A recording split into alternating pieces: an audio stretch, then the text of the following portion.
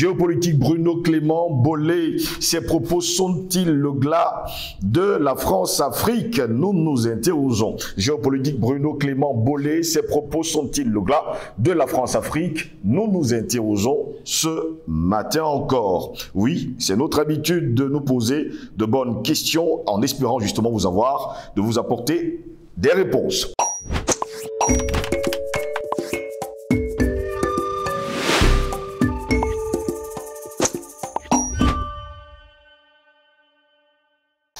Madame, Messieurs, bonjour, très heureux de vous retrouver sur Panafricaniste TV. C'est votre chaîne de télévision qui vous apporte le meilleur de l'information sur un plateau d'or. Bienvenue à toutes et à tous à cette autre édition de Parole panafricaniste. La France, et plus précisément, on va le dire ainsi, l'Occident doivent prendre conscience que la situation en Afrique a changé et que l'époque où leurs méthodes et leurs projets prévalaient est déjà révolue, expose d'ailleurs le général de corps d'armée Bruno Clément Bollé dans une tribune parue dans le journal Le Monde. Un changement d'approche qui est impératif. Il y a 4 ans, j'expliquais dans les colonnes de ce journal qu'en Afrique, des signes montraient clairement que nous changeons d'époque et qu'il serait de notre intérêt d'en tenir compte sous peine d'y rencontrer de sérieuses difficultés. Décaler notre approche exaspérait nos partenaires africains qui finiraient par recourir à d'autres solutions. Bref, nous n'étions pas incontournables. Or, l'intérêt partagé nous commandait de rester présents. Je recommandais de revisiter notre regard, notre apport à l'autre, nos modes d'action et l'image que nous projetons sur le continent. Depuis sur le terrain, les événements se précipitent et ne m'ont hélas pas donné tort. L'Afrique, aux Africains, si je pressentais à l'époque l'importance du message, j'étais loin d'en mesurer alors toute sa profondeur. Elle est colossale. Sur le plan historique, nous sommes tout simplement en train de changer d'époque, passant d'une Afrique dominée à une Afrique souveraine. Cela se déroule sous nos yeux, mais peu le comprennent. Nous refermons donc en ce moment une très longue période démarrée avec la colonisation, de domination marquée et ininterrompue du continent par des acteurs extérieurs.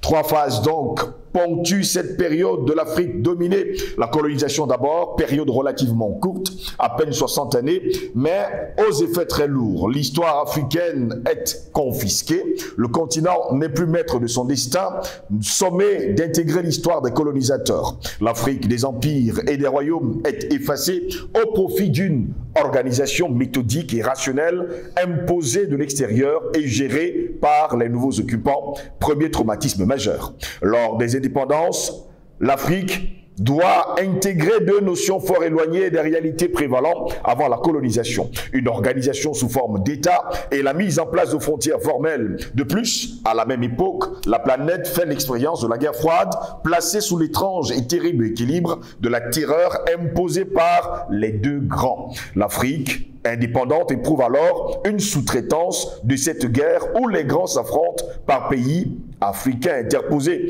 Une fois encore, l'Afrique vit l'histoire des autres sur son propre sol. Deuxième traumatisme cuisant. À la fin de la guerre froide en 1990, l'Afrique récupère son destin enfin, mais dans un monde de plus en plus interdépendants, des conditions contraignantes lui sont d'emblée signifiées quant aux aides à son développement. À la Baule, lors du 16e sommet franco-africain, les pays apprennent qu'ils ne seront aidés qu'à l'aune du degré de démocratie qu'ils auront intégré dans leur système politique. À bon entendeur, salut, diront-ils plus tard. Le monde et ses règles sont encore pensées et imposées par l'Occident. 3e traumatisme humiliant. Mais durant cette dernière période, la mondialisation a fait son chemin. La jeunesse africaine, notamment, s'est connectée. Une prise de conscience profonde s'est progressivement affirmée et l'Occident n'a pas perçu que les traumatismes accumulés ont fini par éveiller les esprits, secouer les torpeurs, libérer les énergies. Fini l'Afrique dominée, place à l'Afrique souveraine et son message bruyamment martelé. L'Afrique aux Africains. Voilà ce que Clément, on va le dire Bruno Clément Bollé, nous fait savoir dans la tribune du journal Le Monde. Eh bien, pour répondre à nos questions ce matin, je suis avec Albert Anatole Haïssi. Il est le directeur de publication du journal Le Cactus et journaliste d'investigation. Albert Anatole Haïssi, bonjour, bienvenue à vous. Bonjour à vous, Steve Langos. Je dis bonjour à vos techniciens. Je dis bonjour à mes copanélistes. j'ai envie de dire, les compagnons de combat, il serait fastidieux de les citer ici. La plupart des spectateurs qui nous regardent, les colosses tous, que ce soit ici ou ailleurs, je salue, n'est-ce pas, toute la famille panafricaniste, que ce soit du continent africain ou en dehors du continent africain. Je salue les afro-descendants qui nous accompagnent dans cette dynamique, quelquefois avec des contributions intellectuelles, qui nous aident dans cette dynamique. Comme je l'ai dit, nous sommes dans la limite, puisque nous parlons de la question de la liberté, de l'indépendance, par rapport à la thématique que vous avez suggérée ce matin, je voudrais revenir à un événement qui continue d'alimenter les chaumiers dans mon pays. Je parlais de l'assassinat de notre confrère Martinez Zoro. Nous attendons toujours des pouvoirs publics la vérité sur cet assassinat odieux. Notre confrère a été enlevé dans la capitale politique, ultra sécurisée, Yaoundé, le 17 janvier dernier. Sa dépouille mortelle a été retrouvée, je crois, 5 jours plus tard, en état de décomposition, dénudé, son corps, des traces, avec les stigmates de torture, je vais dire pratiquement des décapitations, un peu, si ce n'est pas exagéré. Aujourd'hui, nous avons pris, je veux dire, la presse camerounaise a pris à son compte, justement, de dénoncer, de crier cet assassinat odieux, mais vous avez quand même certains membres du gouvernement, porte-parole du gouvernement autoproclamé, qui nous opposent, n'est-ce pas, l'état de droit, mais cet état de droit qui n'a pas été capable de protéger notre confrère, parce que lorsqu'on parle d'état de droit, cela suppose la mise en place je veux dire, des institutions, et ces institutions-là sont au service du citoyen lambda. Merci pour l'invitation. Merci à vous, Albert Natola, ici d'être avec nous ce matin. Eh bien, géopolitique, Bruno Clément Bollet, ses propos sont-ils le glas de la France-Afrique? Nous nous interrogeons encore aujourd'hui. Albert Natola, ici, il faut préciser que Bruno Clément Bollet est général de corps d'armée. Il faut dire également qu'il a exposé d'ailleurs sa pensée dans la tribune du journal, le quotidien français Le Monde. Pour lui, la France et plus généralement l'Occident doivent prendre conscience que la situation en Afrique a changé et que l'époque où leurs méthodes et leurs projets prévalaient est déjà révolue. Prise de conscience ou encore une nouvelle entourloupe? Je voudrais compléter en ce qui concerne la présentation de ce lugubre personnage que vous appelez Bruno Clément Bollet. En plus d'être comme général de corps d'armée, il a été le commandant de la force des corps en Côte d'Ivoire. Et vous savez ce que c'est que, n'est-ce pas, opération du corps de la Côte d'Ivoire? Oui.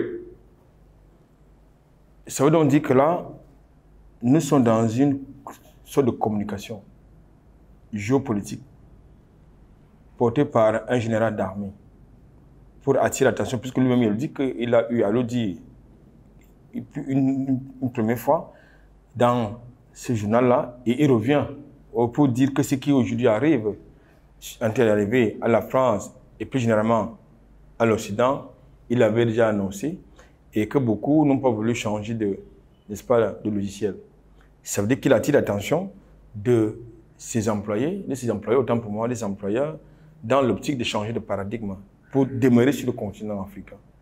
Il ne leur propose ni plus ni moins que le renforcement de la fameuse aide dont nous n'avons pas besoin.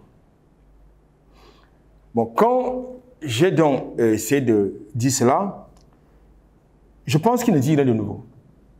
C'est-à-dire, il s'agit d'une contribution intellectuelle essentielle qui met en perspective les choses que nous décrions tous les jours sur ce plateau. Nous n'avons pas besoin de l'aide, ni de la France, ni de l'Occident, d'une manière générale. Nous leur demandons tout simplement de nous foutre la paix, de nous laisser nous occuper de nos affaires, de ne pas utiliser le continent africain comme un continent de pourvoyeur de matières premières, de ressources humaines ou d'une zone d'influence. Le fait que M. Bollet propose à ses compatriotes mondialistes de mettre l'accent sur l'aide destinée au continent africain me pose un problème. C'est une parenthèse que je voudrais ouvrir là. Dans la même foulée, M. Jupiter propose avec la NBA, sont engagés dans un projet de financement du mouvement sportif en Afrique et en France, au niveau du basketball. C'est-à-dire que, un peu dans les protocoles de Toronto, il faut nous distraire et nous distraire encore. Oui. Donc, alors, Jupiter, avec le fameux sommet que vous connaissez à Montpellier, avait déjà choisi, je veux dire, des piliers sur lesquels il va s'appuyer pour perpétuer le crime, les crimes dont ils sont légendaires sur le continent africain, notamment la culture, le sport, l'éducation, entre autres. Donc, le sport, donc, puisqu'il pense que ça ne peut pas très bien donner, il sait que dans le championnat du basketball américain, il y a plein de noirs. Il faut donc s'appuyer sur la NBA pour venir embrigader les jeunes Africains qui sont justement sa cible. Je crois qu'il s'agit là des projets que nous devons combattre de toutes nos forces. C'était une parenthèse. Pour revenir à la thématique, l'Afrique, je veux dire la France, n'a pas envie de partir, n'a pas l'intention de quitter le territoire africain. Et vous avez même les Africains qui pensent que la France ne doit pas quitter le continent africain. Et parmi ces Africains, vous avez des jeunes qui n'ont pas d'emploi, qui rêvent d'aller en hexagone, d'aller se tenir devant un consulat français et américain, d'aller se trouver devant l'ambassade américaine, un consulat français, britannique et consorts, alors qu'ils n'ont pas de perspective. Mais ils vous disent et maintiennent mon discours qu'il faut que la France reste sur le continent africain parce que sans la France, nous sommes finis. Vraiment, sans les Blancs, l'Afrique s'est terminée. Je pense qu'aujourd'hui, il faut leur faire comprendre que la Chine, chez qui tout le monde entier va aujourd'hui se prosterner, à qui tout le monde entier fait les yeux doux aujourd'hui, était comme c'est un pays africain. La Chine, c'est un pays continent où vous avez encore une partie de la population qui ne mange pas 3 repas par jour. Mais la Chine est devenue un dragon, à la fois économique, financier, géopolitique et géostratégique. La Chine est devenue un dragon culturel, en tout point de vue. En tout cas, la Chine est devenue un dragon en tout point de vue. Mais la Chine a, pour arriver à la révolution, pour arriver au résultat dans le lieu admirant, que nous admirons aujourd'hui de la Chine, a dû faire des sacrifices. Et il n'existe aucune révolution sans sacrifice. Ça n'existe pas.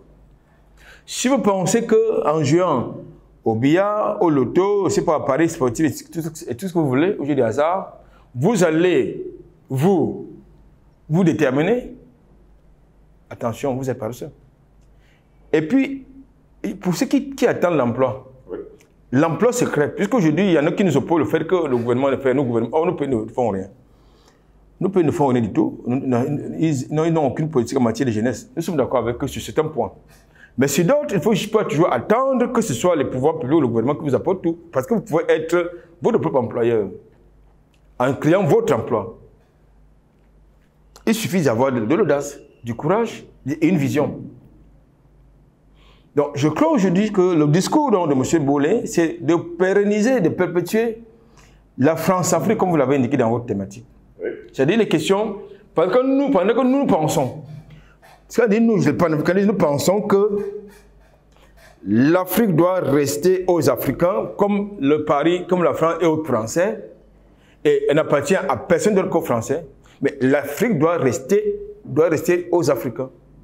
L'Afrique doit sortir de la domination, tout azimut, à laquelle elle est soumise depuis des siècles, pour devenir ce continent souverain, indépendant et libéré de toute ingérence. Je dis bien de toute ingérence, de toute influence extérieure. Pour cela, comme je l'ai indiqué tout à l'heure, nous devons utiliser l'éducation politique comme nous le faisons chaque matin, la conscientisation si vous voulez, la sensibilisation si c'est nécessaire. Nous devons utiliser la protestation, comme ça se passe dans les rues de Paris tous les week-ends. Mais si c'est nécessaire, on va utiliser la lutte armée pour nous faire entendre. Mais attendez, mais il a fallu que les Burkinabés soient courageusement détruire les symboles de la France au Burkina Faso pour qu'aujourd'hui, les lits commencent à bouger de ce côté-là. C'est-à-dire, j'ai le sentiment, par exemple, en ce qui concerne le Cameroun, mon pays, parmi tant d'autres États du continent, de l'espace francophone, que c'est un peuple du continent africain s'approprie, n'est-ce pas, notre discours panafricaniste pour se libérer du joug occidental. Je vois cela, mais c'est encourageant. Oui. Nous voyons cela du côté du Mali, nous voyons cela du côté du Burkina Faso, nous voyons cela du côté de la Centrafrique, nous aimerions voir ça dans d'autres pays. Commençons par mon pays, le Cameroun, qui a une tradition de lutte, de combat. Parce qu'aujourd'hui, à un moment donné, je pensais que peut-être le Cameroun pouvait être cet État qui impulse la libération des autres États africains. Mais j'ai le sentiment que plus nous le pensons, plus la France-Afrique se renforce.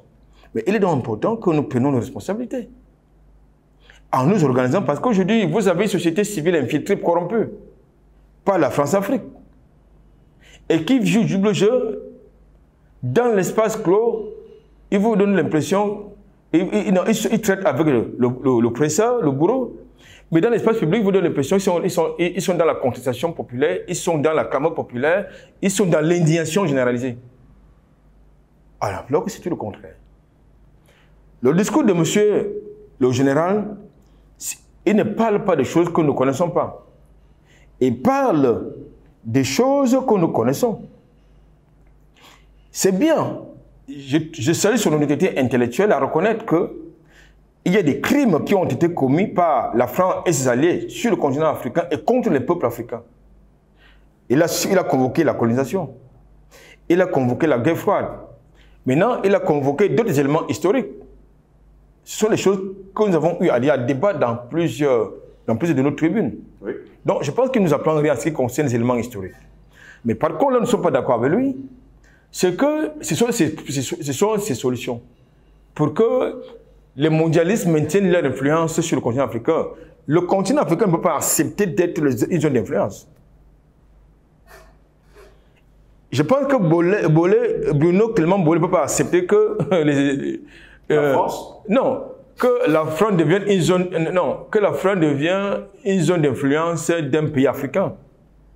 Il ne pourrait même pas accepter, lui, de son pédestal de général d'armée, qu'un ambassadeur africain, surtout du continent noir, ait donné des leçons de démocratie à Jupiter ou à Catherine Colonna.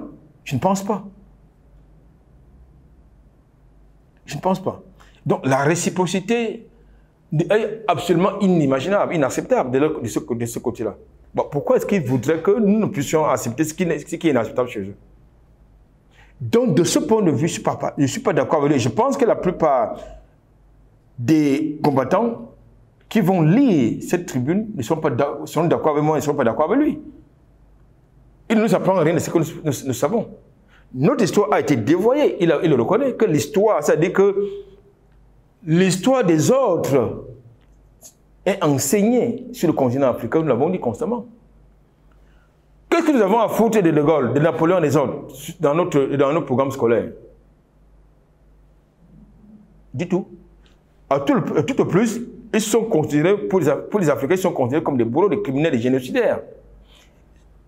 Les documents existent dans ce sens. De Gaulle est considéré pour les Africains, De Gaulle c'est un criminel de guerre. Ça va peut-être les choquer, mais c'est une vérité pour les Africains. C'est qui Leclerc? C'est qui Napoléon Bonaparte? C'est qui Jacques Foccart? Pour ne citer que cela. Donc, je pense qu'aujourd'hui, la France-Afrique n'en a plus besoin. La révolution qui est en train de s'opérer de manière progressive est une preuve incontestable de ce que nous disons. C'est-à-dire que la France-Afrique a fait ses preuves, comme l'OTAN, sur le continent africain, dont le chemin est jonché et écrit, est jonché de cadavres. l'histoire écrite en lettres de sang et en peu de corruption. Donc, on ne peut pas accepter justement le prolongement de cette vassalisation de notre continent par les forces mondialistes.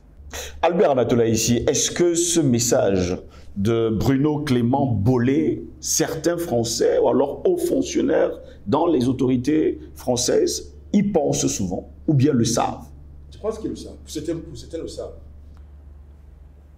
Je parle de l'oligarchie politique. Oui. Les dirigeants, ils savent cela. Ils le savent même très bien. Mais dans leur prise de parole, dans l'espace public, Oui. ils disent tout le contraire, puisqu'ils mentent déjà, ils mentent à leur peuple. Et vous savez que en Europe, d'une manière générale, les gens qui mentent beaucoup plus à leur peuple, ce sont les politiques, ce sont les médias, qui mentent excessivement, exagérément à leur peuple. Et paradoxalement, vous avez donc ce peuple-là qui en réalité donne l'impression d'être libre, indépendant, mais en fait qui est enfermé dans une tour d'ivoire.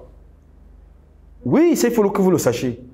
Que ce peuple-là, c'est grâce à nos émissions, très souvent, que ce peuple est au courant des faits et des gestes de leurs dirigeants en Afrique. C'est grâce à nos émissions que ce peuple comprend que, en fait, leurs dirigeants ne sont pas en mission civilisatrice ou en mission humanitaire sur le continent africain. Non. Que leurs dirigeants, c'est des criminels et qui vivent de la prédation. Et eux également, ils sont complices de cette prédation. Qui vivent des crimes. Et eux également, ils sont complices de ces crimes. Mais dites-moi, pourquoi est-ce que, c'est une parenthèse, comme j'en ai l'habitude, pourquoi est-ce que depuis la saisine du Conseil de sécurité par le Mali en 2022, relative au viol de son espace aérien et aux exactions commises par l'armée française au Mali, Paris fait des cartes fer pour que cette affaire-là ne se brûle pas. Mais négocie sur la table pour que cette affaire ne se brûle pas. Parce que justement, si cette affaire-là se brûle, eh bien, ça devient un problème. Aujourd'hui, vous avez un pays qui ne représente rien du tout, qui est le porte-parole, le porte-plume de tout un continent, la France. Qui vaut quoi? La France vaut quoi de vous à moi? Pour être le porte-parole et le porte-plume de tout un continent. Avec une place au Conseil de sécurité, avec une place au Conseil de sécurité, c'est sur le gâteau avec d'autres de veto. Il est donc question pour nous, les panafricanistes, de mettre fin à cette imposture. Il est urgent, M. Ngos. Je suis ferme là-dessus qu'on mette un terme à cette imposture. Et c'est pour laquelle nous disons que Paris ne vaut rien. La France ne vaut rien. L'Europe ne vaut rien sans le continent africain. Et nous ne devons pas accepter qu'ils nous parlent avec autant de mépris et d'arrogance alors qu'ils ne valent rien du tout. Du point de vue économique, ils dépendent du continent africain et des autres pays. Du point de vue géostratégique, ils dépendent du continent africain. Du point de vue des matières premières, ils dépendent du continent africain. Du point de vue de la diplomatie internationale, au niveau des États internationaux, ils dépendent du continent africain. Et ils nous parlent avec condescendance, jusqu'à nous promettre des menaces politiques, de manière directe ou indirecte. Et c'est permis de nous faire le chantage. Hein? Je pense qu'aujourd'hui, la crise en Ukraine nous a donné à voir et à comprendre que c'est des imposteurs, ces gens. Que c'est des gros menteurs qui ne valent que rien du tout. Et ils vous disent qu'ils sont des démocrates. Mais observez leurs attitudes. Sont-elles les attitudes des démocrates? Allez savoir. Non. La réponse est non. Je n'ai pas cherché à savoir. La réponse est non. La réponse est non. Je prends deux exemples factuels. Vous avez des chaînes de télévision, vous avez des médias. Vous avez des médias qui sont suspendus parce qu'ils ne suivent pas la ligne éditoriale du groupe Front Média Monde, entre autres, sur le continent européen. Mais eux, par contre, ils vous font la promotion tous les jours, ils vous disent être défenseurs de la liberté de presse. Vous y croyez-vous? Du tout.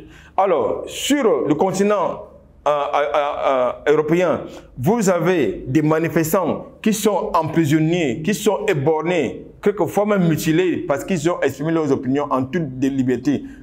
Vous allez croire à la démocratie, vous? Ils vous disent que du côté de l'Ukraine, ils combattent, ils sont derrière l'Ukraine au nom de la souveraineté de l'Ukraine. Mais ils contestent la même souveraineté au Mali, à la Centrafrique, au Burkina Faso et d'autres pays de l'espace francophone. Vous y croyez-vous? Du tout. Alors, voilà trois éléments factuels. Donc, je pense qu'aujourd'hui, nous ne sommes pas dans un théâtre. Ce que nous faisons, beaucoup de nos prédécesseurs y ont perdu la vie, c'était nous devons continuer à perdre la vie. Par rapport à ce que nous faisons comme combat, c'est pas peut-être nous pouvons peut-être croire que ce que nous disons n'a pas un impact, que ça ne crée pas des secousses, mais je peux vous rassurer que ce que nous disons tous les jours sur cette tribune, n'est-ce pas, ça crée des bouleversements géopolitiques et géostratégiques inimaginables. Énorme. Merci à vous, Albert Latola, ici d'avoir été dans notre ce matin. C'est fait un plaisir. Mesdames, messieurs, nous mettons la clé sur l'opération pour cette autre édition de Parole panafricaniste. Au plaisir de vous retrouver très bientôt. Passez une agréable journée.